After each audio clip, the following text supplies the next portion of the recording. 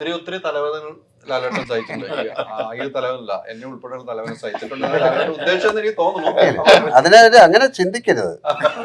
അങ്ങനെ ചിന്തിച്ചാലേ ഉള്ളൂ. തമാശയായിട്ട് എടുത്താൽ അത് തമാശയായിട്ട് തന്നെ പറഞ്ഞാണ്. ലാലേട്ടൻ ഇപ്പൊ നമുക്ക് സമയങ്ങള് ഒത്തിരി പേര് കാണുന്നുണ്ട്. എനിക്ക് ലാലേട്ടനും സിദ്ദീഖായി ചെയ്തു വെച്ച സിനിമയിലെ കൃത്യമായിട്ട് ചെയ്തു വെച്ച സിനിമയിലെ ഒത്തിരി സീനുകളുണ്ട്. ഒന്ന് ഓർത്തെടുക്കാൻ പറഞ്ഞാൽ ഏത് സിനിമ ഓർത്തെടുക്കും ലാലേട്ട?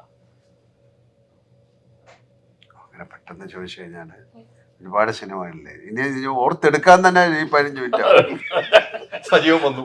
എത്ര സിനിമ ഉണ്ടെന്നാണ് വിചാരിക്കുന്നത്? 62 സിനിമ അല്ലെ? 62 സിനിമകളുണ്ട്. എങ്കിലും നമുക്ക് മനസ്സിലൊരു കാര്യം ആദ്യം തൊട്ട് ഓർക്കാം. പെട്ടെന്ന് നോക്കി കഴിഞ്ഞാൽ നമ്മുടെ എന്താണ് പിന്നെ ഗപ്പണി, അതൊക്കെ നരൻ എന്നുള്ള സിനിമയിൽ ഒരുപാട് സിനിമകളുണ്ട്. പ്രഭു അതൊക്കെ ഓക്കെയാണ് ഈ പറഞ്ഞത് ചെയ്തത്. ആ സീനാണ് ഞാൻ തുടങ്ങിയത്. ഒരുപാട് സിനിമ ആറാട്ട് വില്ലൻ എന്തിനാ ഈ നേരം എന്നുള്ള സിനിമ കാണും. അതാണ് കറക്റ്റ്. നേരം എന്നുള്ള സിനിമ കാണും. ആ സിനിമ കാണുമ്പോൾ 62 എന്നുള്ള 63 ആയി എണ്ണ. ആശീർവാദിന്റെ സിനിമയിൽ മോഹൻലാൽ കഴിഞ്ഞാൽ പിന്നെ ഞാനാണ് ഏറ്റവും കൂടുതൽ ഇടയ്ക്ക് 1-2 സിനിമ മിസ്സായി പോയിട്ടുണ്ടാവുള്ളൂ. പറയാറുണ്ട്. അതെ, ആശീർവാദിന്റെ അക്കൗണ്ട്സ് ബുക്ക് നോക്കിയാൽ മോഹൻലാൽ കഴിഞ്ഞാൽ ഏറ്റവും കൂടുതൽ പൈസ മേടിച്ചത് ഞാൻ. അല്ല, ആന്റണി ചേട്ടന്റെ ഭാഗ്യമുള്ള ആളുകളാണ് ആന്റണി ചേട്ടന്റെ കൂടെ കൂടുന്നത്. അത് ആന്റണി ചേട്ടന്റെ ഭാഗ്യമാണ് സിദ്ദീഖ് എന്ന് ഞാൻ പറയും. അല്ലേ? അല്ല, എന്റെ യാത്രയിൽ എപ്പോഴും കൂടെ ഉള്ള ആൾക്കാരല്ലേ സിദ്ദീഖിനൊക്കെ. ഇത് ഞാൻ സിനിമ നിർമ്മിക്കുന്നതിന് മുൻപ് മുതലേ ഉള്ള ആദ്യം നിർമ്മിച്ച സിനിമയിലാണ് ആദ്യം വരുന്നത് അല്ലേ? രാവണപ്രഭു അല്ലേ ഫസ്റ്റ്? അല്ല, നരസിംഹം ഉണ്ടായില്ല. എല്ലാ സിനിമകളുടെയും സിനിമ നിർമ്മിക്കുന്നതിന് മുൻപും അറിയാം മോഹൻലാൽ സാറിന്റെ കൂടെയുള്ള യാത്രയിൽ കൂടെയുള്ള ആൾക്കാരല്ലേ.